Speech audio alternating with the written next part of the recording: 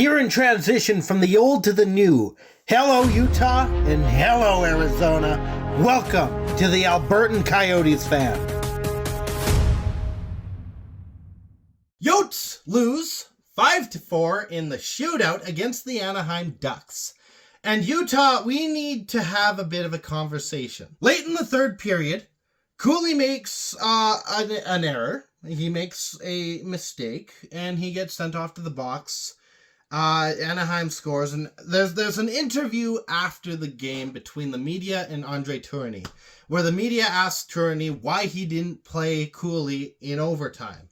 And Tourigny looks at the media and says, "You guys figure it out." Now, the media takes quotes, slaps it on a page, gives their own little bits of opinions, and calls it good.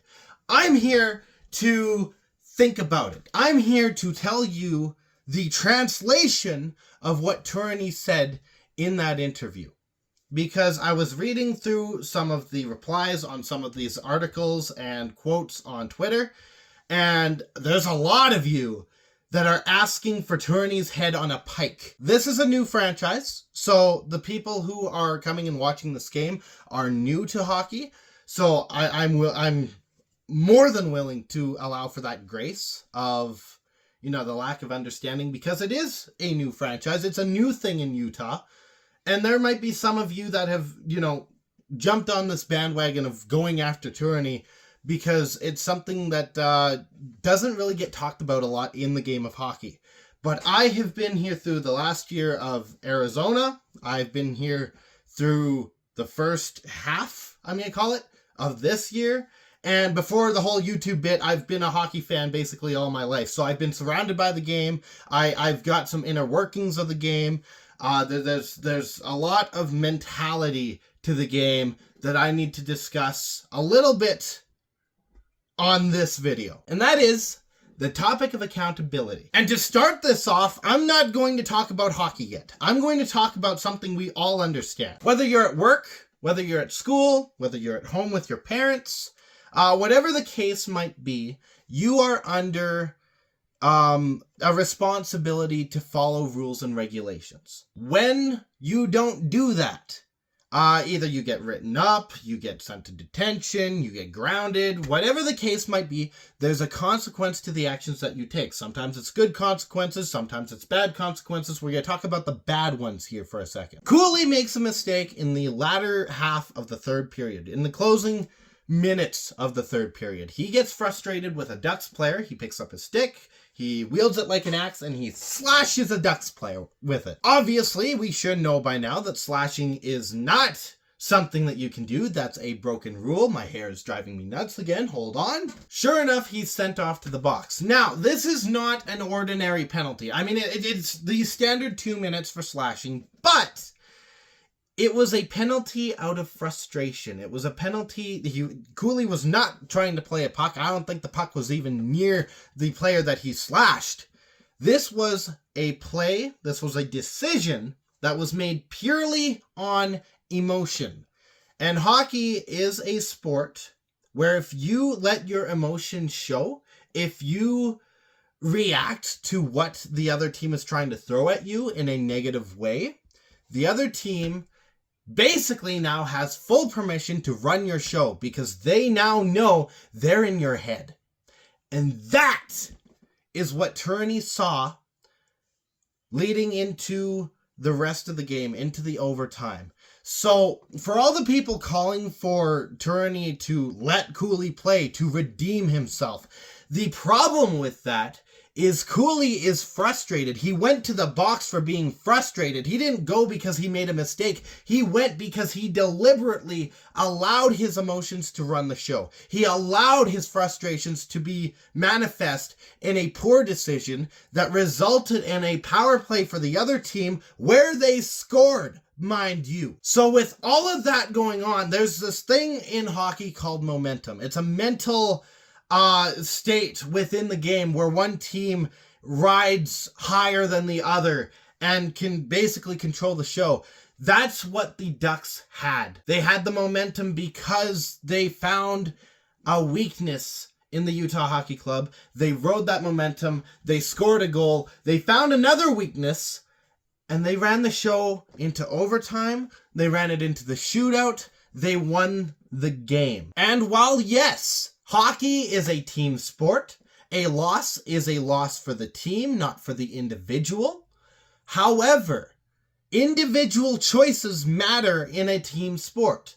One person can, in fact, ruin a game for the many. And that's what we saw here. Now, I'm not here to say that this loss is entirely on Cooley. There were some other mistakes that were made in this game, like turnovers and the confidence issue. Keller had a confidence issue. The captain of this team had a confidence issue earlier. I believe it was in the second, where he had a chance on a 2-on-1 that he flubbed because he took too long to make a decision.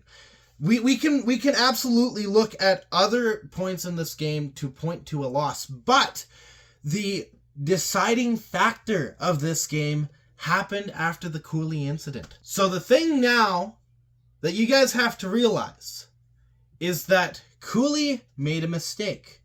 And it wasn't a mistake like normal penalties would be. It was a crucial, decisive error. And Tourney recognized that.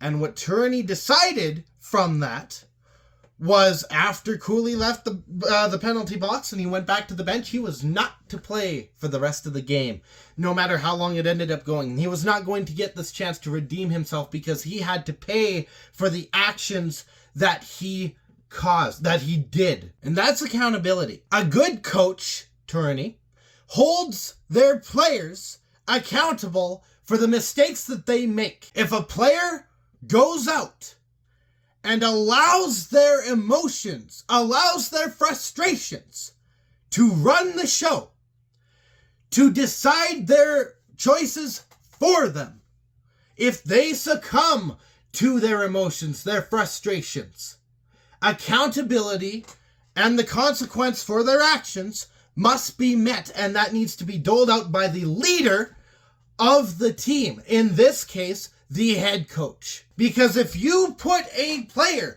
that is frustrated, that is upset, onto the rink after they have demonstrated that they don't have emotional maturity at this point in time, the other team will recognize that. They will recognize that they're putting a weakness onto the ice, and they will make sure to exploit that weakness for the rest of the game until they win. Realistically, the best chance Utah had to win this was what we saw tonight, was Tourney making Cooley sit his ass down on the bench so that he could think about what he did, so he could level out his emotions, because guess what? Tomorrow, we have another game against the Dallas Stars. We went from a game against the Anaheim Ducks, a team that is 7th in their division, and we're going back up against a top caliber team. And we need Cooley to be level-headed and emotionally mature. If you can't tell, I don't take kindly to the Bears slander, especially not when he made the right choice.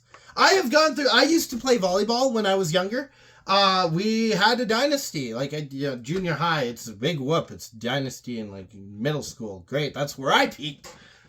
But I've had my fair share of times where I was told to sit my ass on the bench and watch the game because I was not mature in my emotions. I allowed my emotions to get the better of me, and I was making mistakes. And because of that, guess what the other team was doing? They were sending the ball my way because they knew I was not mature enough in that moment to handle the ball. And that is the exact same thing that we saw with Tourney tonight. Bear made the right choice. So that's it for this one. We play the Dallas Stars tomorrow. I'm going to try and make my video a bit closer to when the game ends.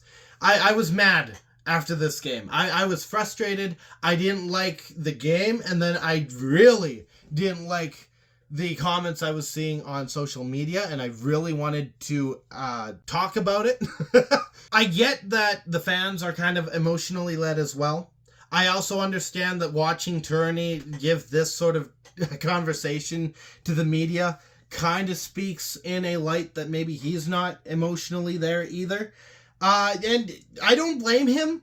I don't think anyone, player or coach, wants to talk to the media right after a game that they blew extremely poorly. Like, they blew this game. So I can absolutely understand the outrage. I just think it's unjust, and it's done out of a spirit of ignorance, almost. And that's fine. I got angry because I'm very passionate about this team. I'm passionate about the intricacies within the team, the head coach, the players. I am extremely passionate about the game of hockey as well. But at the same time, I am not afraid to call out some BS when I see it. I did that with Arizona, and I'll do that with Utah as well. So, in the meantime, stay howling. Go Yotes! Thank you so much for watching. If you liked what you saw, I can't imagine many people would like this one, actually. I was I was kind of blunt. If you didn't like what you saw, there's a dislike button down there for you. You can let me know how much you didn't like it, because, yeah, I was harsh on this one. Share this with your friends so that they can also experience the outrage of, what the hell is this guy doing, coming on here all self-righteous, talking about... we can't be mad at the head coach. Yeah, share it. Let them be mad. That's fine. And as always, I'll be back.